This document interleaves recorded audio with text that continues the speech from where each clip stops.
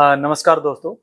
इससे पहली वीडियो में हमने देखा कि एसआईआर के तहत किन किन का जो है वो नोटिस जारी होगा और उसमें ये भी है कि अगर किसी एक ही पिता से या माता से जो है भाई बहन जो है ज्वाइंट हुए हैं और उनकी जो एज का डिफरेंस है वो 9 माह से कम है, तब भी आपको नोटिस जारी होगा। और अगर आप भी जानना चाहते हैं कि नोटिस किन किन कारणों से जारी होगा, तो नीचे कमेंट बॉक्स में और डिस्क्रिप्शन में जाके हमारी वीडियो जो है नोटिस से रिलेटेड आप देख सकते हैं। आज हम बात करेंगे कि जो डॉक्यूमेंट की बात है कि जिनका एसआईआर 2002 के तहत मैपिंग नहीं हुई है तो या मेल नहीं खाया है, तो उन्हें कौन कौन से डॉक्यूमेंट देने पड़ेंगे। देखिए, विभाग ने क्या किया है, उम्र के अनुसार एज के अकॉर्डिंग निर्धारित किए गए हैं डॉक्यूमेंट। तो सबसे पहले हम बात करते हैं जिनकी जन्म तिथि आप यहाँ पे देख पा रहे हैं, 1/7/1987, 1 जुलाई 1987 से पहले की है। आप यहाँ पे देख भी पा रहे हैं, जिनकी डेट ऑफ बर्थ 1 जुलाई 1987 से पहले की है, तो वो सिर्फ एक डॉक्यूमेंट देंगे। अपना खुद का डॉक्यूमेंट आप उसमें दे सकते हैं। इसके साथ आपको अपने माता पिता का कोई डॉक्यूमेंट जो है साथ में लगाने की जरूरत नहीं है। और जो डॉक्यूमेंट की हम बात करेंगे वो 10 से 12 डॉक्यूमेंट विभाग द्वारा दिए गए हैं, उन पे भी हम बात करेंगे। सबसे पहले देख लेते हैं कि जन्म के आधार पर, तो ये जो आपकी रहेगी वो डेट ऑफ बर्थ रहेगी। अगर आप भी हमारे चैनल से नए जुड़े हैं तो इस वीडियो को लाइक कर दें साथियों, और चैनल को सब्सक्राइब जरूर कर लिया करें। तो चलिए शुरू करते हैं।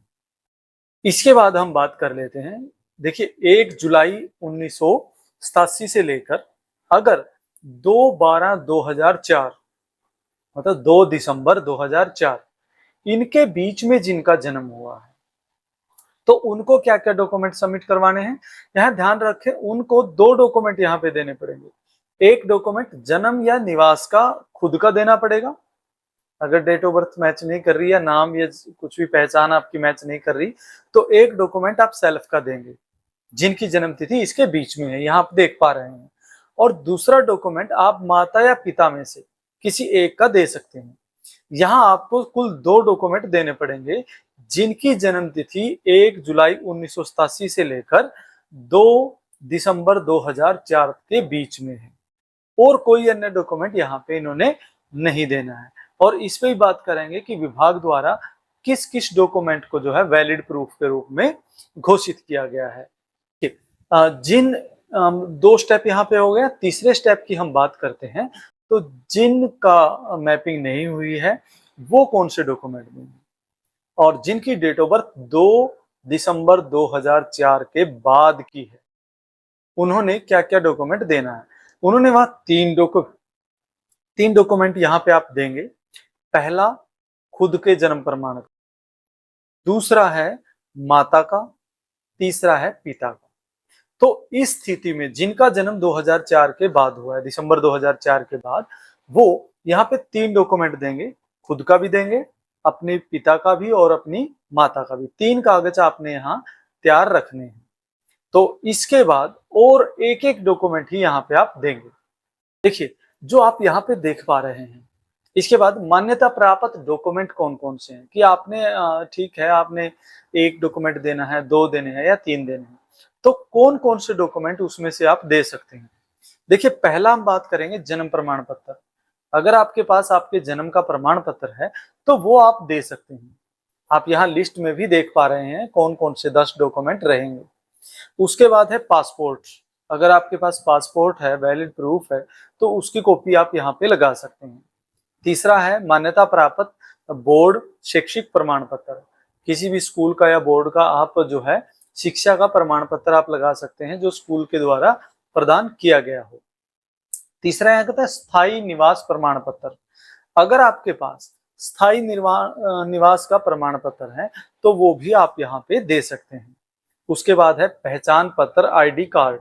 यहाँ देखिए, आधार की हम बात कर रहे हैं, पर आधार कुछ स्थितियों में सिर्फ निवास का प्रमाण पत्र हो सकता है, आपके जन्म या उसके प्रमाण के रूप में इसे वैलिड नहीं किया गया है।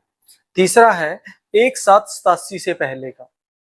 देखिए 1/7/1987 या उससे पहले का जो आपका प्रमाण रहेगा, सरकारी या स्थानीय निकाय, अधिकारी, बैंक, पोस्ट ऑफिस, LIC द्वारा या CPU, PSU द्वारा जारी कोई भी प्रमाण पत्र आप यहाँ पे दे सकते हैं।